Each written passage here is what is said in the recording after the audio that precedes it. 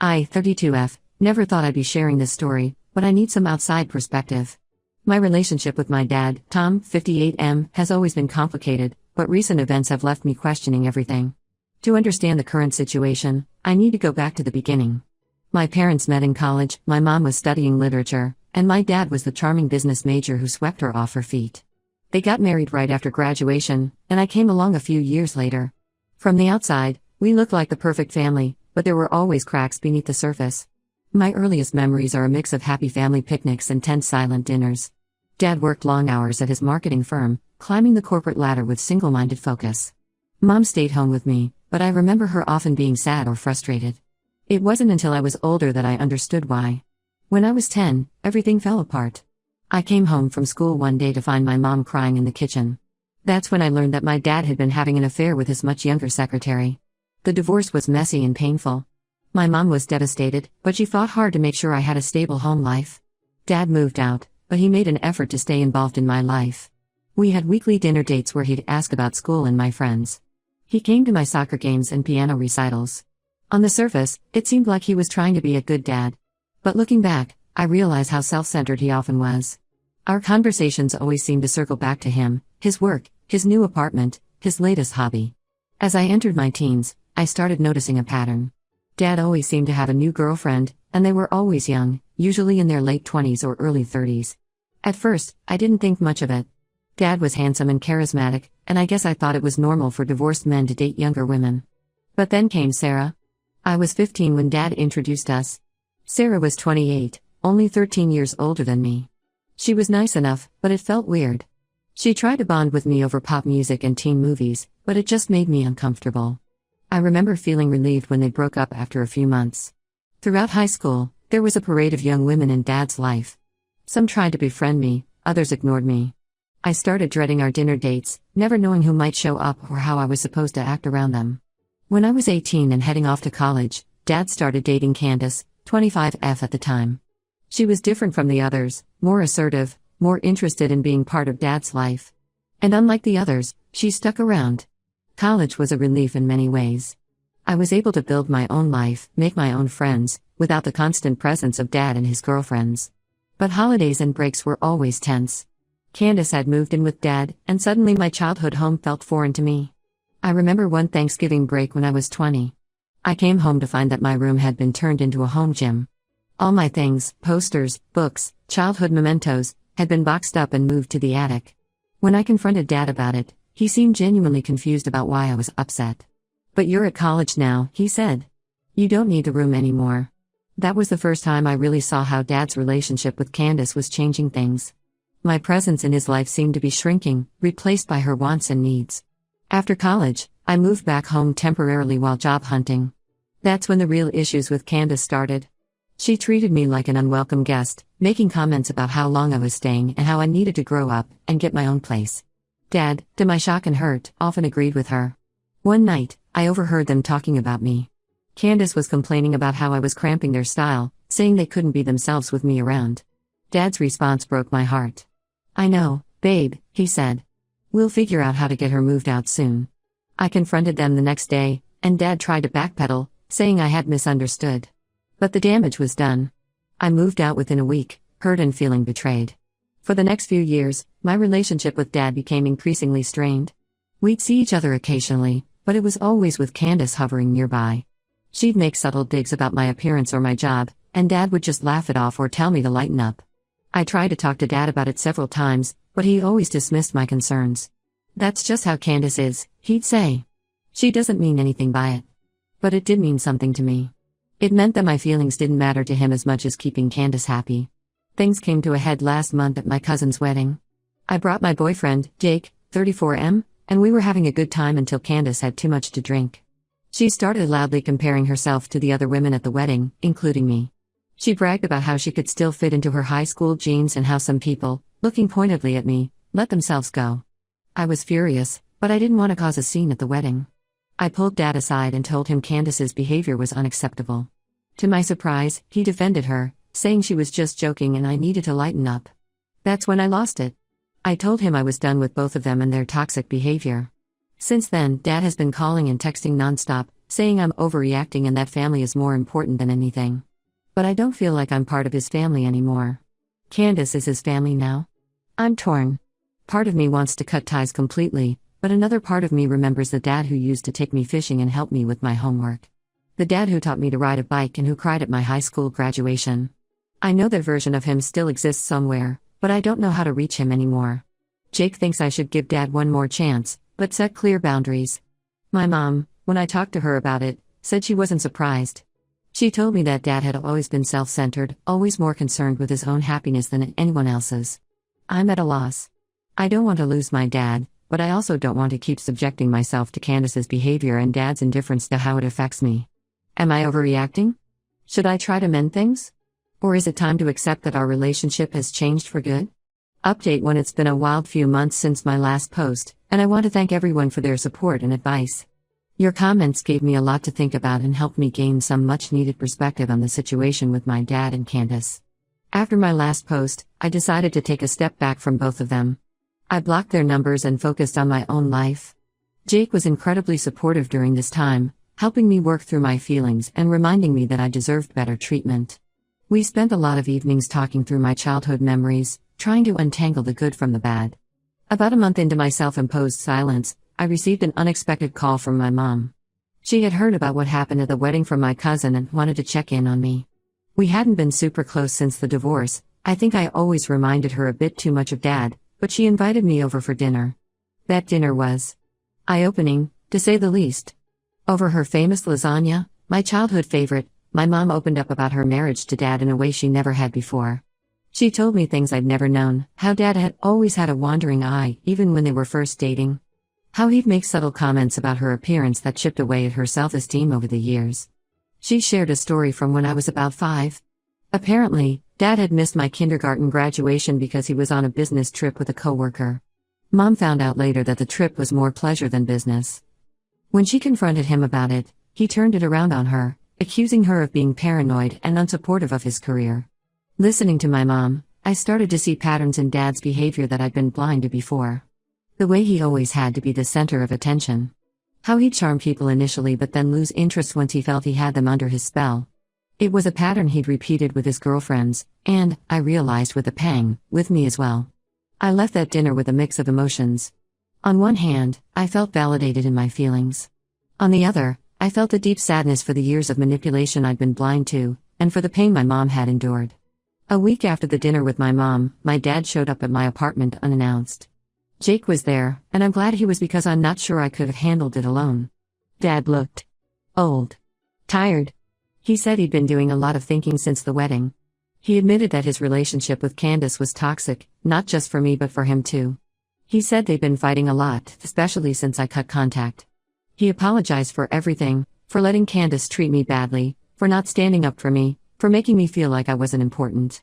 He even apologized for things I hadn't even realized had hurt me, like missing my college graduation because Candace had planned a trip that weekend. I didn't know what to say. Part of me wanted to forgive him on the spot, to fall into his arms like I did when I was a little girl and he'd come home from a business trip. But a bigger part remembered all the hurt and betrayal. I told him I needed time to think. It's been 2 weeks since that conversation, and I'm still processing everything. Jake thinks I should give Dad a chance, but set clear boundaries. He pointed out that Dad making the effort to come apologize in person was a big step. My mom, when I called her about it, was more cautious. She reminded me that Dad had always been good at saying the right things when he felt he was losing control of a situation. I'm still not sure what to do. The little girl in me wants her dad back, wants to believe that this time he really means it. But the woman I've become isn't sure she can trust him. I've been thinking about suggesting family therapy, but I'm not sure if that's the right move or if Dad would even agree to it. For now, I'm taking it one day at a time. I've unblocked Dad's number, but I haven't reached out. Part of me is waiting to see if he'll make the effort to keep in touch, to prove that he meant what he said.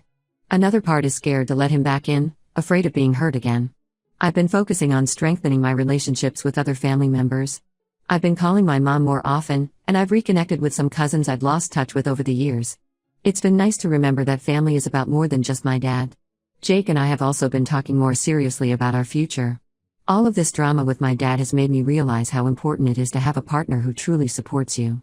Jake has been my rock through all of this, and it's made me appreciate him even more. As for Candace, I haven't heard anything from or about her since that day Dad came to apologize. Part of me wonders if they're still together, but a bigger part of me is trying to focus on my own healing rather than worrying about their relationship. I'll keep you all updated as things develop. Again, thank you for your support. It means more than you know.